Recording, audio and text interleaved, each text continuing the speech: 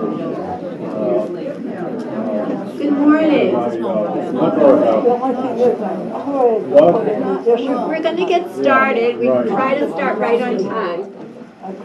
I'm Shauna Levine, and I'm the project coordinator here at the Wayland Council on Aging. We'd like to welcome all of you to the first of our 5 series of workshops on housing. We have been overwhelmed by the response that we have received. It's just been fantastic. So thank you all for being with us today. I have a few housekeeping notes to go over before we get started. First of all, the program is being recorded for Waycam so that we can show it on our cable channel. We couldn't fit everybody in who wanted to come, so this is a way of us being able to show it.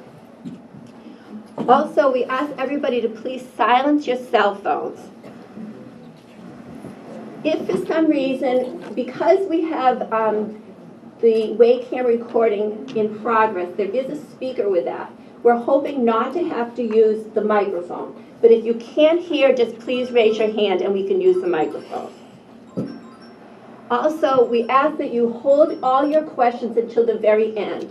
So we're going to have all the 3 panelists speak, and then after they all present, then we will take questions. If you think of questions during the presentation, just jot them down, and we will take them, we'll collect them at the end. Okay, I think that's all the important announcements.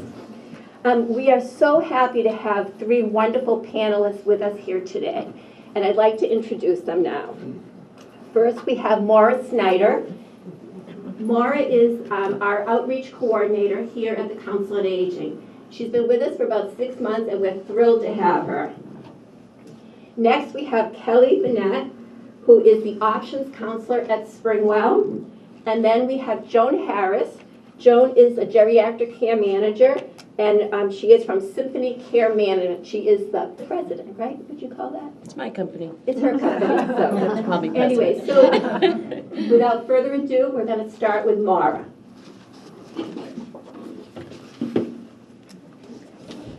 All right, hello everybody. So as Shauna said, my name is Maura Snyder. I'm the outreach coordinator here. I just wanted to check and make sure that everybody can hear me okay today. The mic, all right, that's fine. We can definitely do that. No, that's fine. Is that better? Yeah. Wonderful. So my name is Maura Snyder. I'm the outreach coordinator here at the Council on Aging. I'm also a licensed social worker. I've been here, like Shauna said, for about 6 months, but I've been working with seniors directly for about 3 years, and I've been a social worker for almost 8 years. As the outreach coordinator here, my job is to provide information and resources to our seniors. I'm in some education as well. I can do assessments and referrals and be an advocate and liaison for our seniors and their families with different community agencies.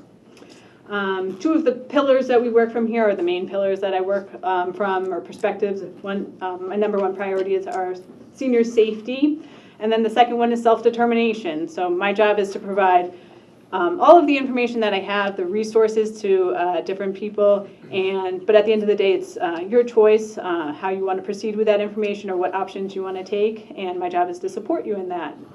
So today my goal is to kind of just go over a couple of the different options that we have in town, either here directly at the COA or resources that we connect folks with through different community agencies. So the first way I start working with people are through referrals. So if a person reaches out to me, whether it's a senior who gives me a call directly, or sometimes their family members will give me a call, or even members of the community might reach out, I just start a conversation and assessment and gather information. I try to gather as much relevant information as possible to help me understand what a person's goals are, what supports they already have in place, what their strengths are, and what any obstacles there might be for them. And going off of that and kind of around the idea of aging in place, we'll kind of review some of the obstacles or things that come up for people when they're looking for information, and kind of touch on a couple of general ideas that we have here. So with everybody, with this topic, there's a wide spectrum. So what might work for one person isn't necessarily going to work for another person, and so that's why I try to give everybody all of the information, and then they can choose what works for them. So One obstacle that comes up a lot is finances, and so we'll kind of start at one end of the spectrum and work towards the other. So the first thing that I might assess for when talking about finances on one end of the spectrum is, like, does somebody qualify for food stamps or SNAP benefits? That's just a way of reducing some of these expenses to make it more affordable to live at home. Some other things that I might assess for are fuel assistance. So I'm sure, as you're all aware, fuel costs have gone up a lot this year. With fuel assistance, the income limit is 60% of the area median income, which is fairly high. So if that's something that your family can qualify for, there are two different benefits to it. One is you can receive a monetary or benefit that goes towards your fuel expenses that year. They'll pay your vendors directly. And the other piece of it is if you receive gas or electric, if that's how you heat your home, you receive it's called an R2 rate, which is a subsidized rate or a discounted rate year-round. So that's another way that you can reduce your expenses so it becomes more affordable to live at home. Some other things that I look at, or financial benefits that are in the community, is we have a Wayland Community Fund here. So anybody who's lived in town for at least a year, if you have some unforeseen expense that you can't pay for, whether it's related directly to your home or not, they can cover up to $1,500 for a single person, and I believe it's $3,000 for a family. So important to know about that. We also have, just jumping back to fuel assistance, if you don't qualify for fuel assistance, there's another program called the Good Neighbor Energy Fund. And so the utilities in this area collect donations, and then the Salvation Army distributes that money. And so it can help, again, with those heating costs that can be expensive and can sometimes be a barrier for somebody staying in their home. It's a one-time benefit a year for up to $500, but the income limit for that is up to 80% of the area median income. So again, that's a pretty high threshold, and I think more people might qualify for it than they might be aware of. Kind of moving along the spectrum to programs or benefits that can help people on a different end of the spectrum. We look at our property tax programs here. So one of our most popular programs is the Senior Tax Work-Off Program. We're lucky enough in town that there is no income limit for that, so any senior can sign up for it. Shauna does a great job of trying to match as many seniors who sign up for it with different town departments, and the way it works is once you're matched up, you work a certain number of hours, and then you receive that money off of your property tax. And so many of our seniors are on a fixed income, whether it's Social Security or receiving a pension, and we've seen that property taxes have been going up, and the general cost of living has been going up, and so to have these opportunities for our seniors to reduce, have to pay less out of pocket for their property tax is a really great opportunity. For all of these, if you have any interest in them, you can just reach out to us, and we can either give you an application or help you fill out the application. Some other property tax programs that are out there that are great is the Circuit Breaker program. So the Circuit Breaker is a state refund or rebate that you get when you file your taxes. So whether you file your taxes privately or if you use our tax program here and through AARP, if you qualify for the Circuit Breaker, it'll show up on your taxes, and then what happens is the town can match what you receive from there.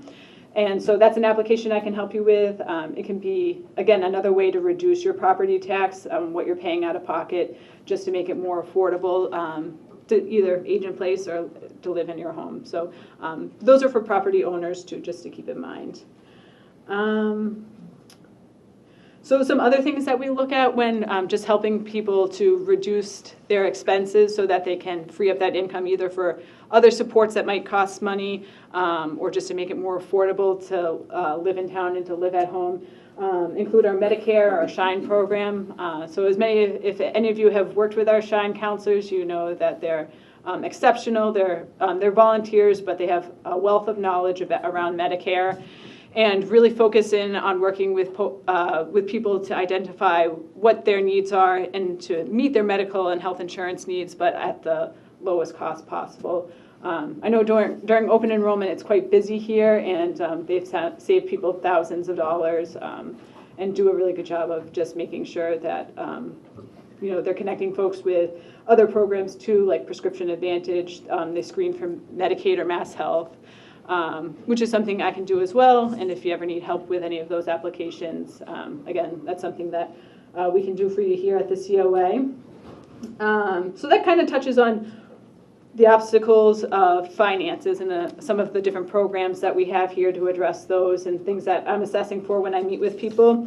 Another common issue that people bring up around aging in place that I've seen since I've been here is transportation. And so whether you're not driving at all anymore, or if you decide that maybe it's only safe for you to drive at certain times during the day, we have a couple of options in this area. The first one, and it offers kind of the widest variety, is Dial-A-Ride. So Dial-A-Ride is run by MWRTA, which is our regional transit authority. It's for anybody over the age of 65 who lives in town, or somebody, if they're under 65, if they have a qualifying disability. It's a pretty short application that you fill out. We're happy to send it in for you here. And once it's been accepted, usually like the day that they receive it, they can get it in. All you have to do is call Dial-A-Ride 48 hours before you need a ride somewhere. It can be used for medical appointments, errands, social visits during the week. It's Monday through Friday. One of the limitations is that you have to call 48 hours in advance, so that can be a little bit difficult sometimes, but it is a great option for folks. It's also a shared ride service, so you might have seen their smaller vans around town. And so what they do is they will pick you up at your door. It's a smaller bus, so you might be sharing the ride with somebody else and then drop you off at your destination, and then they can pick you up and bring you back home. But it is door-to-door service, and it's handicap accessible. So that's a great service. Some programs that we offer here through the Council on Aging include our taxi voucher program. So these programs are for medical appointments only, but we offer subsidized taxi vouchers at a 40% discount. So you can use them towards the meter of a taxi, either through JFK or Tommy's Taxi. And you can go to Boston with them. A one-way Boston trip is $48, and that's at a 40% discount. So it can be pricey, but this is a way to kind of, again, reduce that cost for people. Other medical rides that we offer, we do have a small grant that allows us to pay for taxi rides for people to medical appointments. And if you just give us a call a couple of days in advance and schedule those, we can schedule them for people so they can get to their medical appointments. One other program that sometimes I think people forget that we have is our we do a monthly trip to the grocery store, Market Basket. So we have our own van here. Our lovely bus drivers will pick you up right at your door, bring you to the Market Basket once a month. And then you're allowed to do your shopping. They pick you up, drive you back, drop you back right off at your door. So again, just looking to increase that independence for people who might not be driving or might not be driving during certain times of the day. So you can get to the grocery store. And we can always look at other options too. I think we're always trying to be creative because we know transportation can be an issue sometimes. So moving on to some of our other programs that we have here at the COA that maybe folks don't necessarily think of, like, oh, that might not be directly connected to aging in place, but I think definitely if we can improve quality of life, then we can, make it easier for somebody to live independently. So we have great fitness programs here. All of our fitness instructors are very capable of modifying their classes for a wide variety of folks. If you're concerned about being able to participate, you can always check with your doctor. They also focus on things like balance and fall prevention. Because again, if you're fit and healthy, then it makes it easier for you to live independently and age at home. We also have a number of different social programming here that Shauna does a great job of running. We really work to reduce people's isolation. So if we offer both Zoom and in-person programs, and just looking to help people build those social connections. Again, just to kind of increase people's quality of life, and it's easier to live independently and building those connections. A couple of other things that people frequently ask us for that kind of, I won't go into too much detail because I think Kelly and Joan will speak about them, and they're kind of the experts in those areas, but we get lots of questions about home care and homemaking services, which usually leads to a conversation around geriatric care management. And we also get lots of questions about personal emergency response systems, which are also commonly referred to as like Lifeline, which is one of the brand names. So when these topics come up with folks, my job is I provide them kind of like all of the information around it. We don't make a specific recommendation or referral about an agency or a brand, but what I do is I give people questions to think about to help them determine what the best fit would be for them. So for like life alerts, questions that I might have people think about would be, one, what is the best way to make sure that you're wearing it, because that makes, you have to be wearing it for it to work. The other things to consider are, are you looking to use it just in your home? Are you looking to use it outside of your home? Are you looking to connect it to a landline or a cell phone? Are you looking for a subscription base versus just like a one-time payment? And so that's kind of the approach I take with all of the questions, whether it's about home care or homemaking, lifelines, just to give people all of the information so that they can make the best decision for themselves, because what might work for one person doesn't necessarily work for the next person, and they might have different needs, or they might even have different needs down the road too, so just so they have that information. So that's kind of the perspective that we come from here at the Council on Aging. So with that, I will turn it over to Kelly, who's going to talk about Springwell, which is our local ASAP. And thanks so much for being here.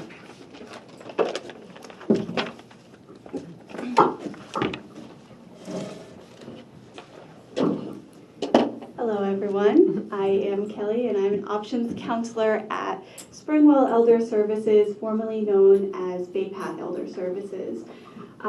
So I have some paper information over there on the desk. You may notice it still says Bay Path. We are in the process of merging all of our resources to have that Springwell logo. But for now you can use these, all the information is correct. So for those of you who don't know, we are your Aging Services Access Point. So what that means is we serve the over 60 population in the Metro West area and now Waltham area.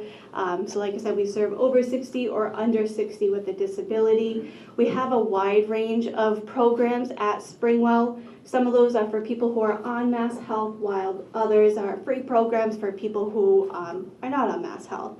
So I'm going to kind of go through some of those programs. It's a lot of information, so if you have questions, I'm more than happy to stay and answer those for you. So first program we're going to talk about is the information and referral. That is kind of like your first stop.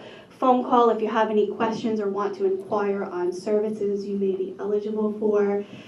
So the information and referral specialists, their role is to help you plan and make decisions and access public and private services. They specialize in resources in all of our 22 towns. The information and referral specialists can answer questions regarding home delivered meals, elder law attorneys. They can do Meals on Wheels referrals if you have questions on the PCA program. They're really a wide range of a resource. They can answer your questions. Are there any in-home hair services? Somebody can come in and cut my hair, or I need an elder law attorney. So it's a really wide spectrum of what they can help you with. So feel free to give them a call no matter what the question is. Next is the options counseling program. So I am an options counselor at Springwell, and I have a coworker, Susan Cody. We both are the options counselors for the Metro West area. Our role is to assist people who are living in the community with learning about their long-term services and support options. So the goal of options counseling is to help deter people from nursing home placements. So options counseling is more of a hand-holding type program. We meet with people in the community, a rehab setting, or even a skilled nursing setting. We learn about their needs, what their goals are in terms of their long-term care, and then provide them information and resources that can help them obtain their goal. Our program is about a 4 to 6 week program, so we really are with you during that process of planning for your future and helping you access any of the programs we discuss or you want to move forward with. Options counseling can help with learning about in-home supports, Mass Health programs, so we can help screen for benefits such as Mass Health, the buy-in program, which will help pay your Medicare Part B premium. We can help screen and help you apply for food stamps, or housing even. So we can review housing options, whether that be assisted living, public, subsidized. We can review what options are available and let you know how you can apply and move forward with any of those applications. Susan and I are also certified SHINE counselors, so if we are working with an individual or family and we talk about Medicare options and they may benefit from anything we talk about, we can certainly help them with that process. Should they need to make switches or apply for a prescription advantage, whatever the case may be. With options counseling, it is important for you all to know your options before you need them, meaning we are not an emergency program, so even if at this point you may not need anything, it is important to know about what's available for when it is needed. You know who to contact and how to act on your next steps. Okay, another program. So over there, this is the brochure for options counseling. Okay. This is the brochure for more information on our information and referral department. And so next I'm going to talk about the state subsidized home care program. So more information can be found on this sheet. And so the state subsidized home care program is for people over the age of 60 or under the age of 60 with a diagnosis of Alzheimer's or other related dementia. So what the home care program will do is provide you at a minimum of 3 to 4 hours per week of services. And services can include help with laundry, housework, meal preparation, medication management, money management, grocery shopping, transportation. You can also receive hands-on services like bathing, dressing, eating, toileting, transferring. You can receive Meals on Wheels through this program, as well as a personal emergency response system, also known as maybe a lifeline. So through the state subsidized home care program, you will receive a case manager through Springwell, and the case manager's role is to help you gather a service plan, answer any of your questions once you are enrolled in the program, and help find an aide that is available within the Wayland area to provide you the services you're approved for. So the home care program is state subsidized, so the state requires Springwell to look at your gross income. If you're a couple, it's the gross income. If you're single, single income. And they provide a sliding scale, and wherever your gross income falls on that sliding scale, you're either assessed a co-payment that doesn't change from each month. It's one set co-payment regardless of the services you're receiving, or you are assessed a cost share, which is a percentage of your monthly bill. So each month, if you're in the cost share range, you'll generate a monthly bill, and then wherever you fall on the income line, you're responsible for that percentage of that monthly bill. Now this program may not be for everyone. Some people may have a need that the program can't meet, or they need an immediate service because this is not an immediate service. It's really set up for the long term. So there is a process to enroll. But if you are in immediate need, an options counselor, or even our information and referral specialist can provide you some private pay options that serve the Wayland area.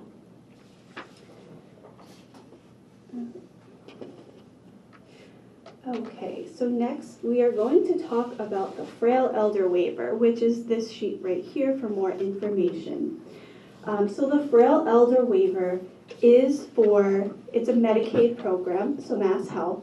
The Frail Elder Waiver is for people who are nursing home eligible but are choosing to remain in the community with supports and services. So our Mass Health Medicaid program has a fairly low income limit. And for people who are on Mass Health, they have access to different programs that can help them age in place. So what the Frail Elder Waiver does is the person who is clinically eligible or at risk of a nursing home, what the Frail Elder Waiver does is it only looks at their income for eligibility. So if you're a married couple, the person that is applying, Mass Health will only look at your income, and they increase the income limit, so you're at a higher threshold. And then, they look at assets, you're still limited to the $2,000 asset mark, but if you're a married couple, you're allowed to transfer assets to your spouse.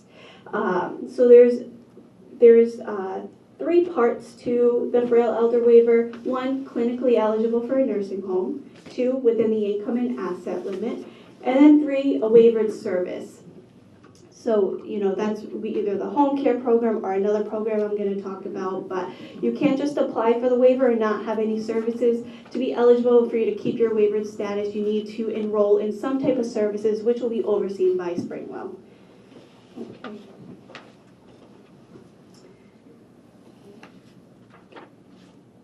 All right, next program we're going to talk about is the Senior Care Options Program.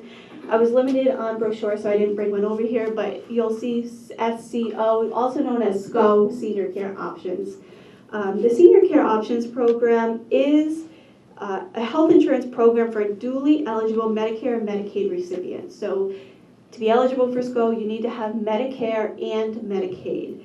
So what the Senior Care Option does is it's a health plan that covers all services normally paid through Medicare and Mass Health, providing services through a Senior Care Options organization. So Tufts has a Senior Care Options program, Commonwealth Care Alliance.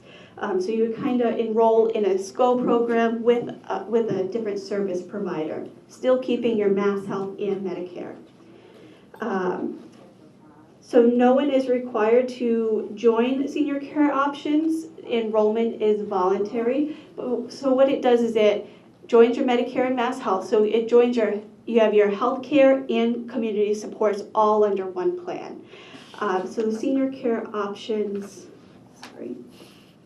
is for people who are 65 and older, do not have end-stage renal disease, and agree to receive covered services through the SCO plan. So, for example, you can receive transportation through a SCO, all medical equipment is covered, all prescriptions are covered, x-rays are covered, so it's really a comprehensive health plan for those who are eligible for it, and you can enter and exit at any time. So if you enroll in a SCO and you're in it for about 3 months and you think, this is not for me, you can disenroll at any time and convert back to your Mass Health and Medicare. Okay. Next program is Protective Services. So Protective Services is a program dedicated to protecting the health, safety, legal rights of an individual over the age of 60. PS supports older adults who suffer from abuse, financial exploitation, neglect, or who have put themselves at risk. A report would go to a central intake unit, and then once it's received, they will pass the report to an agency covering the town or city that you are living in. A person is assigned a PS worker, and the role of the PS worker is to go in and investigate the situation and advocate and support the elder to alleviate the situation or get them to a place that is healthy and safe. A worker will investigate, and sometimes legal action may be needed. So the PS worker will certainly help with that process. And like I said, making sure the elder is in a safe place. All right, 2 more programs. Next is the Money Management Program. This can be found over there as well. So the Money Management Program is for adults over the age of 60 or with a disability. It's a volunteer-based program. and it assists older adults and individuals who are having difficulty managing personal household budgets, paying bills, keeping track of bank records, or other issues related to personal finance. So the process is the person is assigned a volunteer, and that volunteer will visit monthly. And during those visits, the volunteer can help establish a budget, organize and send out mail, balance your checkbook, review and help pay bills, and advocate with creditors should it be needed. There is some income and asset requirements for this program. So an individual to be eligible needs to have less than $62,000 in income each year for an individual. And for a couple, $71,500 would be the income limit for this program. And then liquid assets need to be equal or less than your annual income levels for you to be eligible for this program. Also, to be eligible, the person needs to have no available support or family and friends that can assist with money management. And really, this program is for people who have difficulty paying bills, managing income and expenses, and they need to live in one of the 22 towns that we serve. And if you're interested in this program or know of anybody that could benefit, you would call our information and referral department. You can talk with them more about the situation, and then they would submit a referral on your behalf. All right, last but not least, the Meals on Wheels program. This is a program that provides seniors a nutritious lunch delivered to their door up to 5 days per week. Lunch is delivered by a volunteer, so that volunteer can rotate. It's not always going to be the same person delivering your lunch. There is a variety of menus available. For example, regular hot meals, diabetic, cardiac, soft, pureed meals, ground, low lactose, renal. And some communities will have kosher and Chinese meals. This is a free program with the opportunity to donate. And to be eligible for this program, you need to be over the age of 60 and or have a physical, emotional, or cognitive impairment, or have an inadequate kitchen facility to prepare meals, or if you're unable to attend a community dining site, or if you have lack of support with preparing your meals, or if you're just not able to cook for yourself any longer. Any of those terms, you'd be considered eligible for this program. And if you are interested in this program, you would contact our information and referral department. They would talk with you more about the meal program, and then submit a referral on your behalf. This program can also serve as a check-in program. So for seniors in the community that may not have a lot of supports or checking in on them, the volunteer can serve as a check-in, and if help is needed, certainly take action on that as well. All right, so that was everything I had to cover for you. And like I said, I look forward to answering any of your questions you may have, and then I'm going to turn it over to the next speaker.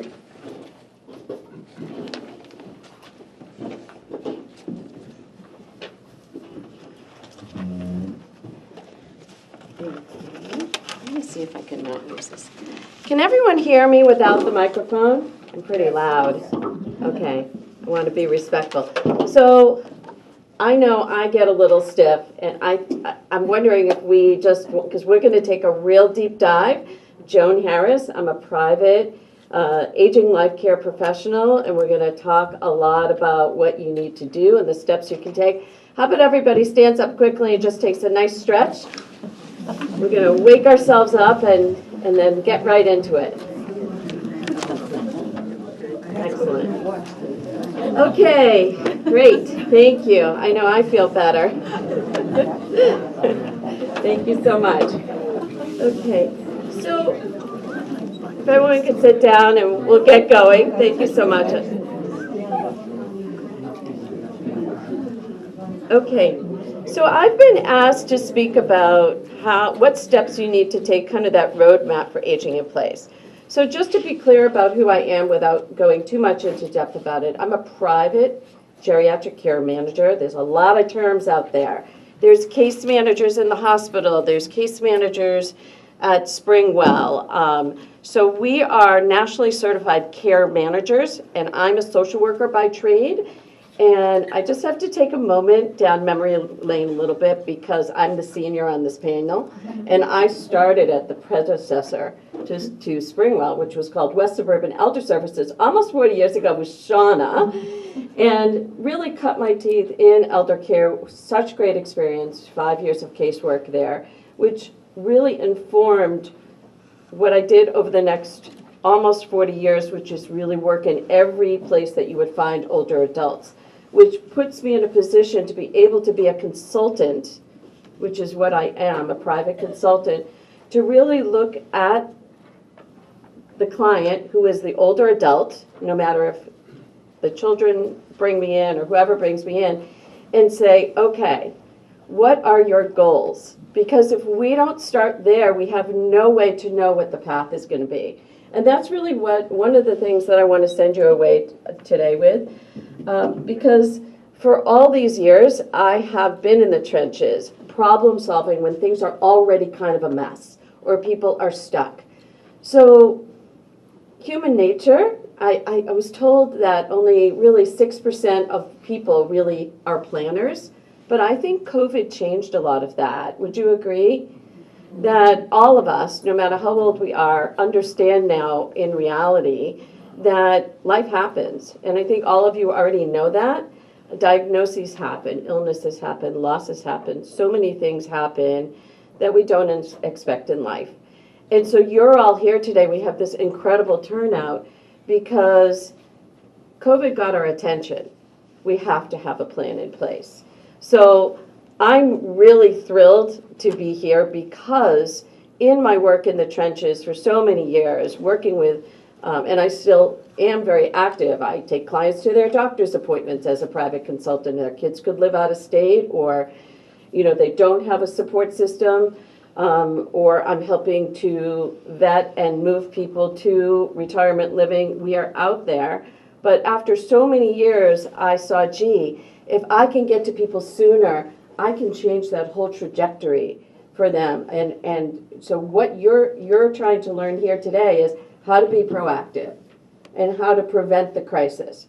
So I'm hoping to send you away today with a few actual things that you can do. And I just want to say that I refer all the time to any of the benefits that exist that these ladies have spoken about.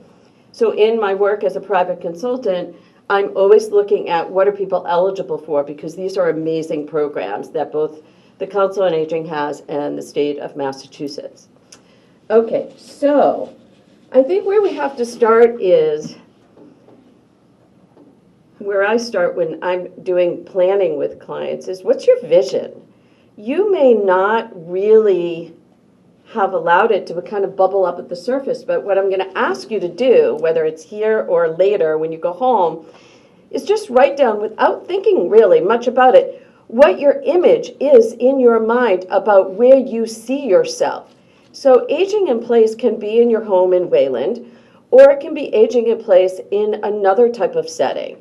To me, what it means is, how do you live your best life? How do you live a life that has joy, and that where you have the supports that you need so that you can have the best quality of life, and that you have peace of mind because you have vetted ahead of time those next steps. You have the backup plan, you understand your options, and you have communicated that through a few different ways that we're going to talk about to the people that are important in your life. So what kind of environment do you imagine that you're going to be in? And who are you close to? Who do you want to be close to? Does your core community, I'm not telling people to move out of Wayland, but does your core community really hold for you the value that it did even 10 years ago? And if and when you're not able to care for yourself as you are now, what is that going to look like? Who do you want to be close to? So I think that the process of planning has to start with your vision and really identifying it. Okay. So I think with that starting point, then what we need to do is really evaluate what your needs are. Because in my practice, oftentimes people say, well, so-and-so went to that retirement community and she said it's really nice. And that might be the case. But it really needs to be, what is the right fit for you? And I think that is how we as care managers are different than the incredibly important information you're getting, is that we are actually in and out of all these communities and facilities, and we understand more subtly kind of what the differences are. How far are they willing to go? Who do they really serve? What types of issues are they able to manage? Just to give you an example, many people, probably 80% of my practice, there's some form of dementing illness, whether it's a beginning stage of what we call that vague term, mild cognitive impairment, where we know that there's impairment, but we don't have a progression or an actual diagnosis of Alzheimer's or a related disorder, but it is a red flag that something is evolving. So there is this complexity that happens where maybe somebody's had some anxiety or depression their whole life, and maybe now they have some memory loss, and they have some financial issues. And it becomes very muddy waters. So people come to care managers when they really need help kind of sorting out what's what, and looking at the person and understanding finances, cultural preferences, just kind of who people really are and what kind of setting is really going to be good for them, and that may be their home and that may be someplace else.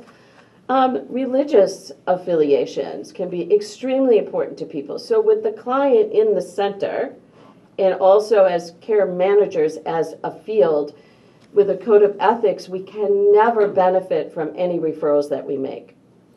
So there is truly an objective lens at you as a unique individual and all the factors about you, and then what your vision is. So that's how we get on the path to what's going to be helpful. It's not just, what private home care agency is going to be available to you. It's what is that going to look like, and what is that going to cost? And what are the things I need to do now to make sure that if I do want to stay in my home, that I actually can fund it. Okay, so let's then get into kind of once you have your vision, what are some of the steps that you need to take? So I think what's really critically important and a priority is to get your house in order. And that means all your advance directives. And I love that the Council on Aging here has had Denise Yurkovsky coming in here for years. I work with Denise often. She's an elder law attorney. And so specifically, just like you wouldn't go to a cardiologist if you had a foot problem, elder law attorneys specifically look at the issues around helping you plan for those aging years. So if you don't have a healthcare proxy or a power of attorney, most people have wills and they don't understand that those documents are so critical to their future. If you have them and they're in a box somewhere that your lawyer's office, get them. Make sure that they've been updated within the past 3 years, and make sure that they're available. So make sure your documents are up to date and that you have them in your hand. Because when something, God forbid, I always say God forbid, when something, God forbid, happens, and God forbid you go to the emergency room, you want to have available the things that tell the paramedics and the emergency room about you and what you want. So these are really hard conversations to have with our families, because now we're not just talking about having the documents and the healthcare proxy and the power of attorney, which is the financial ability to execute your affairs, but we're talking about those really tough conversations about what kind of treatment do you want that is life-sustaining? How aggressive do you want your family to be? So there's a few things that I'm going to recommend that are more concrete that I make sure my clients all have in a bright orange envelope. Doesn't always go with the decor, but on the back of their door or on their fridge. And it says emergency information with your name on it. is a copy of your healthcare proxy. Any form, and I think the Council on Aging might have something here, but I use the Vial of Life form. It's a simple 2-page form. It tells who you are, who to call first in case of an emergency. It identifies you. It tells just briefly what any diagnosis you have, high blood pressure, blah, blah, all the different things you might have. Your med list should be attached to it. Any allergies, who your doctor, and your Medicare or your health information.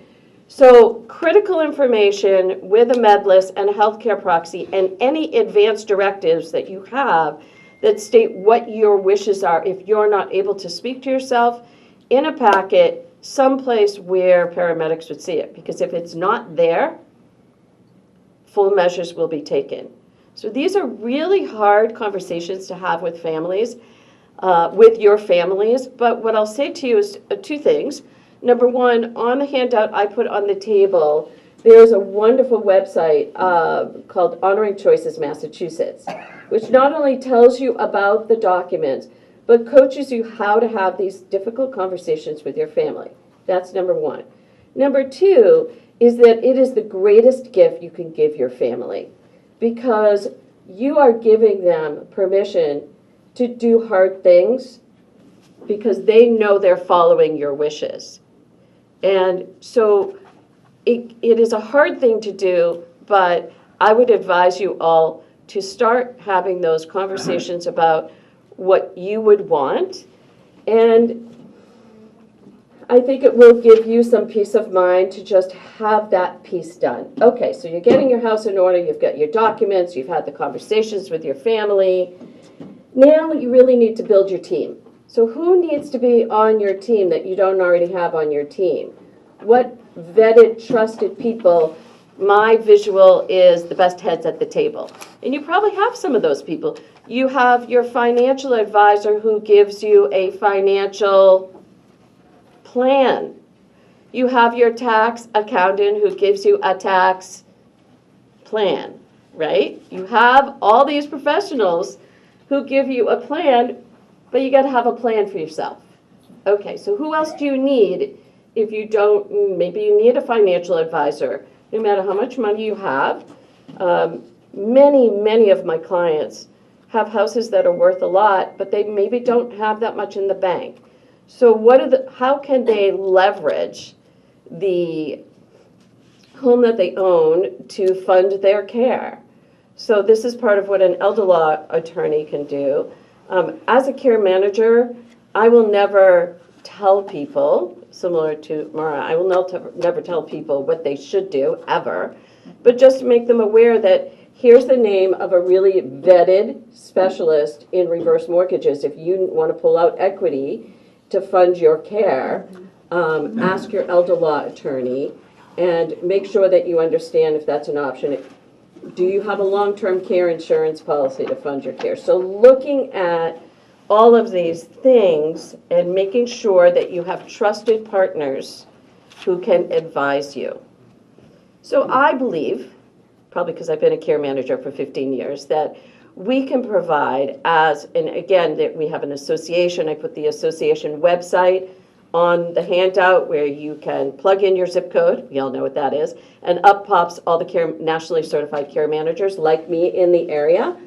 So you can have a trusted advisor like me do an assessment and kind of give you all the keys to the kingdom, so to speak, which is who are my trusted, after so many years, people that I can connect you with who can help you to kind of advise you on all these different things so that you can walk away and kind of start saying, okay, here's some of the things I need to start to get into place.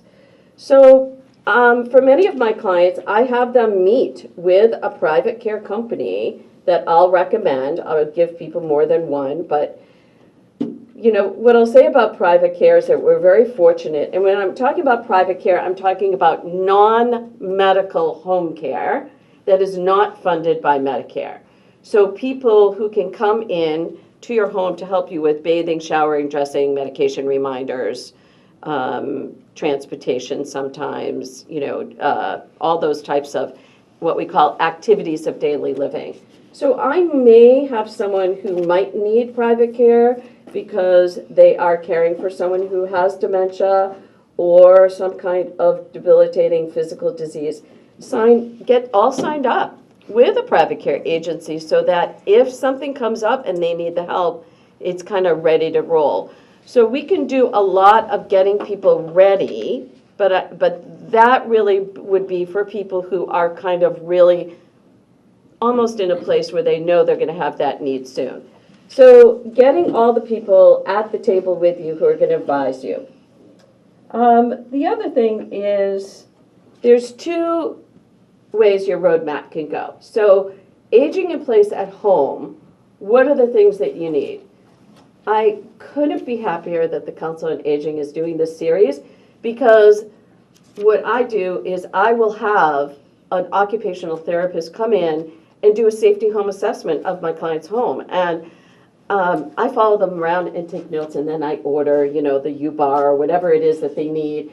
But sometimes there's renovations that need to be done, and I know that Shauna is going to be, the Council on Aging is going to be having at the next session an aging in place construction, a certified aging in place specialist from the National Home Builders Association.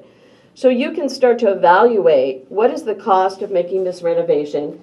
If I've been in one, I've been into dozens of older homes that have a little half bath where the door doesn't open all the way and you can't fit in there with a walker.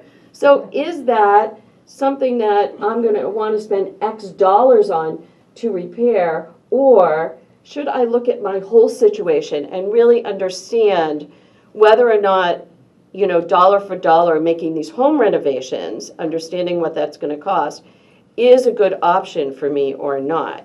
So safety home assessment, looking at what renovations you can make in your home, having a vetted private care agency so that you have someone to call, even if you have a short-term need. You go in the hospital, you have a procedure done, maybe you only need some care for a week or two. That could happen to any of us. It's really good to know who you should call, because in Massachusetts we have over 300 private care agencies. Do you know what they need to open their doors? A business license. So there's no real standards of what they need to do. I think people go into that business because they care about people and they want to help. But post-COVID, with shortages of caregivers, it's really tricky. So the agencies I tend to refer my clients to are the agencies that treat their caregivers really well, have longevity, higher to quality, have a very deep bench. I mean, there are certain things so that if somebody calls out sick, they can be replaced. So I really look at the quality of what my clients are going to get from any particular vendor, but I also can empower clients who just want to understand what are the questions I should ask when I'm trying to vet all these different types of resources. So you should have a private care agency, because if you come home from the hospital, let's say, you may have some certified care under Medicare, hospital, then step down to rehab, then step down to what we used to call visiting nurses, which is interchangeable with certified agency, where the visiting nurse will come in and then continued occupational or physical therapy. But that is not someone who is there with you or your loved one, making sure that you can get in and out of bed and to the bathroom and back, and help with meals and laundry, even if it's just short term. So that's really important to understand kind of what those benefits are under your health insurance, and the reality that you're going to have to pay privately for certain services. You may qualify for some services under these great state programs, but it may or may not be enough for your needs. So having that vetted private care agency, I think, is really important. And understanding that your path and your vision for your aging in place may change based on a diagnosis for you or someone you're living with, a spouse, a sibling, whoever you're living with. So, for example, if there is a dementing illness, and Shauna, please wave at me if I'm getting too long, okay, then that is going to change your path. So the other branch of aging in place is if you want to have that vetted backup plan for a retirement community, assisted living, so that when and if staying in your home isn't working, you've already got that plan available. Okay. So I think I need to wrap up now. I always have too much to say, so I apologize. Understanding what your services are so that you don't get caught. Do your homework now. Get your team, get your documents. Understand, pop those bubbles of assumption. Do that deeper dive into what your needs are and making sure that the resources and that you're going to bring in are really a good fit for you. Thank you so much. It's so great to be here. Thank you.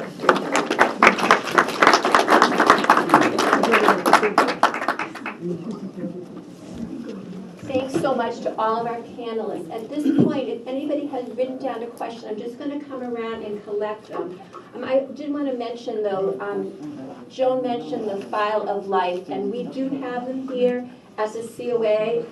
We have plenty, but we don't have plenty already put together. But if somebody needs one, I'll put a few out, but if we run out, we can certainly get them to you. So this is what the ones are that we have, and they have a magnet on the back that you can put right on your refrigerator. Excellent. So Laura or Kelly, did you want to add anything else before we start with questions? Okay, all right, Lillian, maybe you could help me to collect the questions if anybody has them. Yes. Take a break first. First of all, somebody just asked me about the elder law attorney and if she's going to be speaking in this series. And she is not speaking in this series, but every year in May, the Mass Bar Association sponsors a program for elder law attorneys to speak at councils on aging. And we usually have somebody come in May. We don't have the date yet, but it will be in our newsletter, or you can call in about another month, and we should be able to tell you when that's going to be. We also do what's called a document day once a year, usually in either May or June, where we have Metro West Legal Services come and they help people to do the power of attorney and the healthcare proxy. Okay, here's the first question. This is about circuit breaker. Oh, I can take that one. Is there any new information regarding assessed value qualification with the crazy change in home values? So each year, if you qualified for Circuit Breaker the year before, they'll send you out a letter and an application. On that letter, it says what the guidelines are, and there is an assessment limit, and so that goes out each year. And if you have any questions about it, I have the letter from this year that you can look at to see if you meet those qualifications. Okay. The next question, do you know if the state is still supporting home renovation loans to make bathrooms, kitchens, and entryways safe?